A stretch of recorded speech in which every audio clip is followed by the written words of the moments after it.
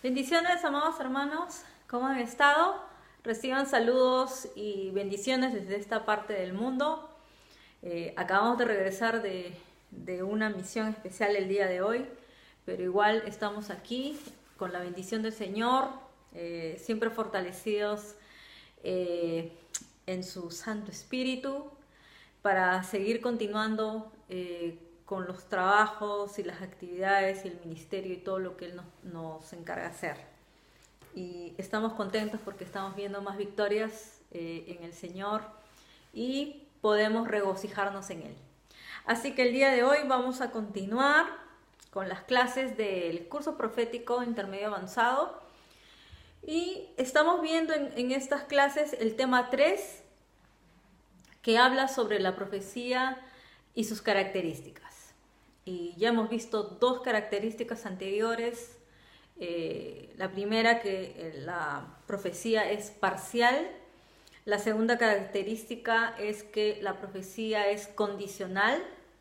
Y el día de hoy vamos a ver la tercera característica, y ya la última parte del tema 3, que dice que la profecía es contextual.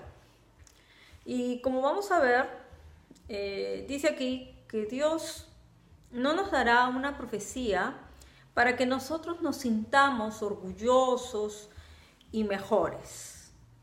Para eso no es la profecía. La profecía siempre tiene que ver con el contexto en el que vivimos. ¿Y qué quiere decir esto? Y aquí vamos a hacer la explicación. Toda profecía va a tener que ver con el contexto en el que vivimos, en el que nos desarrollamos, y también tiene que ver con el ministerio al que estamos llamados a servir, o también con la misión de parte de Dios que Él nos encarga, con el servicio que Él quiere que hagamos y con la visión que Él nos ha dado en nuestro llamado a servir al Señor. Y es por esto que muchas veces tenemos que tener cuidado con las profecías que se nos da, especialmente las que tienen que ver con llamados a las naciones. ¿Qué quiere decir? Que si el ministerio que Dios te está dando a veces es para un llamado local, puede ser que el enemigo quiera llevarte a otro lugar para que tú dejes la obra que tú estás haciendo y que Dios te ha encargado de hacer en ese lugar donde Dios te ha plantado. Entonces, cada vez que uno recibe una profecía, el que lo recibe tiene que recibir la confirmación del Espíritu, que sea algo que Dios ya le habló. Y aquí yo quiero hablar y dar testimonio de mi caso. Desde que mucho antes de ser cristiana, yo ya sentía un llamado a ir a Europa. Y no solo Europa, sino otras naciones. Yo quería conocer como el mundo, ¿no? Entonces, mi carrera tuvo que ver con eso. Y por eso también aprendí idiomas y todo eso. Pero cuando yo llego a los pies de Cristo, Dios me confirmó que todo aquello en el que Él me había equipado iba a servir para el llamado al que me había establecido y para la misión que me iba a encargar, ¿no? Para el ministerio al cual yo fui llamada. Y yo sabía específicamente que iba a ir a Europa, iba a venir a Europa aquí, a esta parte, pero no sabía específicamente el país al que yo me iba a establecer.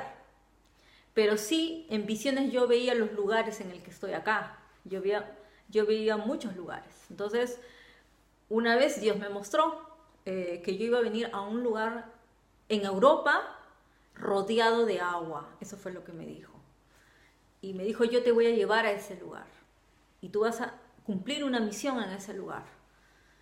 Y yo no sabía específicamente cuál era el lugar, porque hay muchos lugares rodeados de agua en Europa. Y al final, ya a punto de cumplirse la profecía, luego de que obviamente el enemigo quería confundirme, ¿no? De a qué nación específica yo iba a ir, yo recibo de parte de Dios a dónde iba a venir, y él me confirma que iba a ser aquí, a Noruega. Entonces, al final, se cumplió en el tiempo de Dios, se cumplió cuando todo se alineó perfectamente en mi vida, y yo vine a este lugar, y el lugar donde nosotros vivimos es una isla, es un lugar rodeado de agua. Entonces, me pueden haber profetizado, y me han profetizado obviamente, pero era por el llamado, por el propósito en el cual yo me iba a desarrollar, en el cual me estoy desarrollando, y en el ministerio en el que Dios me está llevando. Entonces yo le pongo esto como un ejemplo, ¿no? Que todas las profecías que yo recibí complementaban lo que yo ya había recibido de parte de Dios. Pero nunca nadie me pudo decir exactamente el país. Me dijeron muchos países a los que yo iba a ir, pero nunca nadie me dijo exactamente el lugar donde yo me iba a establecer. Solo Dios me lo dijo. Solo Dios me lo mostró en el año 2007 en una visión, en una visitación del Espíritu, mientras yo danzaba en una adoración profética, y ahí fue donde recibí, justo en una unción de guerra espiritual, ahí recibí esa visión. Entonces, 10 años después, Dios cumple la palabra y me dice específicamente el nombre de ese lugar. Entonces, lo mismo va a pasar con cada uno de ustedes. Si es que Dios los llama a las naciones, les va a decir a qué lugar van a ir o en qué lugar van a cumplir la misión. Entonces, cada vez que recibamos la profecía, debemos entender que nunca se debe salir del contexto de lo que Dios nos ha hablado, de lo que Dios habla en su palabra. Entonces todo tiene que coordinar, todo tiene que estar sincronizado, ¿no? Si tú tienes, por ejemplo, un llamado para tu nación y Dios te quiere usar grandemente para tu nación, quizás te profetiza en algún país que vas a visitar, pero no quiere decir que vas a dejar la misión de tu nación. Tú siempre vas a regresar a tu nación. Vas a visitar, sí, vas a predicar, pero va a ser algo temporal. Entonces, no nos desenfoquemos ni perdamos el contexto de lo que Dios nos está hablando, ¿ok? Entonces, vamos a continuar, y dice aquí que Samuel fue profeta, sacerdote y juez.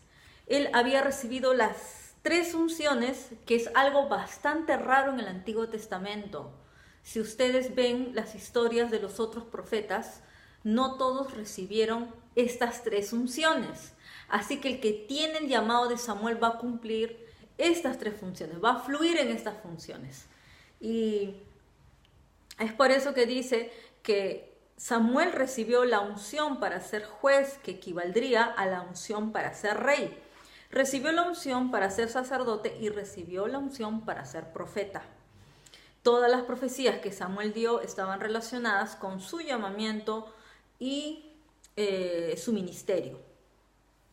Entonces, todo tiene que coordinar, todas las profecías que tú recibas tienen que ver con tu llamamiento y tu ministerio.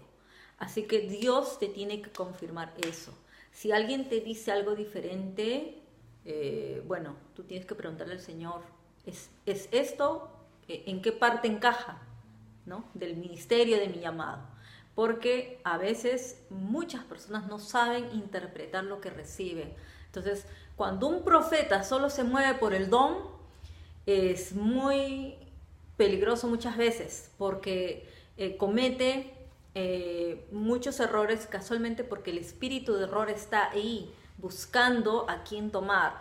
Es por eso que nosotros tenemos que ser muy cuidadosos en que si Dios nos está dando una profecía para alguien, ser pesada por el espíritu, y nosotros siempre tenemos que pesar la profecía, eso ya sabemos, ¿no? Hay que pesar los espíritus, y la profecía tiene que ser probada, y siempre tiene que ser confirmación de algo que Dios ya nos ha dicho, de algo que Dios nos está hablando, sino que de repente lo quiere ampliar mucho más la información, nada más. Bueno, vamos a continuar. Dice que en un momento dado Samuel pudo saber dónde se encontraban, por ejemplo, unas asnas perdidas. Pero esta palabra que recibió tenía que ver con Saúl, el cual sería el futuro rey de Israel, ¿no? Entonces, vemos, por ejemplo, que el llamado de Samuel fue para la nación de Israel. Su llamado fue nacional. Cuando el profeta Ágabo, ahora vamos a ver otro caso que es del Nuevo Testamento, le da una palabra a Pablo, los que estaban presentes interpretaron que Pablo no debía subir a Jerusalén Sin embargo, cuando alguien recibe una palabra, debe ser esa misma persona la que interprete su mensaje. Está claro que los que hablan con Pablo en este versículo no supieron interpretar correctamente, ¿no?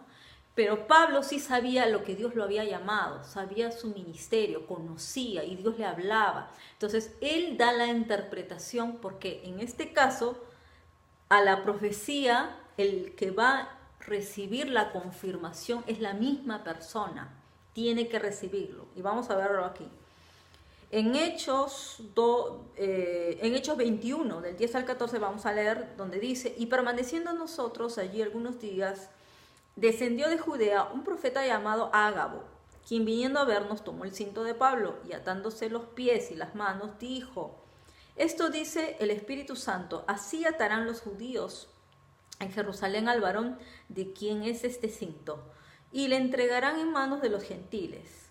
Al oír esto, le rogamos nosotros y los de aquel lugar que no subiese a Jerusalén. Entonces Pablo respondió: ¿qué hacéis llorando y quebrantándome el corazón? Porque yo estoy dispuesto no solo a ser atado, mas aún a morir en Jerusalén por el nombre del Señor Jesús. Y dice: y como no le pudimos persuadir, desistimos, diciendo: hágase la voluntad del Señor. ¿Vieron? Entonces, acá ellos interpretaron mal la profecía de Ágabo. Ágabo sí estaba profetizando lo que en verdad le iba a pasar a él, que él se preparara porque él iba a ser uno de los mártires de la primera iglesia para morir en el nombre del Señor Jesús. Y nosotros, en general, tenemos que estar dispuestos a morir por Jesús. Si el Señor pide nuestra vida le pertenece a Él. Así que siempre es: hágase la voluntad del Señor. Es por eso que Pablo entendió que esa era la voluntad del Señor, que Él diera su vida por Él. Entonces, Él dijo: no solo que me aten, que me maten por el Señor. Entonces, Él recibió la confirmación del Espíritu de que eso sí venía del Espíritu Santo. Pero los demás decían: no vayas porque te va a pasar esto. No. Entonces, muchas veces, como les vuelvo a repetir, no nos dejemos llevar por las impresiones o las emociones de otras personas, ni tampoco nosotros seamos emocionales.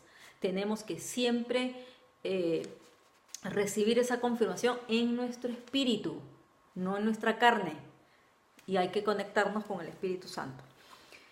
Entonces debemos entender que toda profecía es contextual, tiene un propósito concreto y una aplicación determinada. En el caso de Pablo tenía un propósito: su muerte.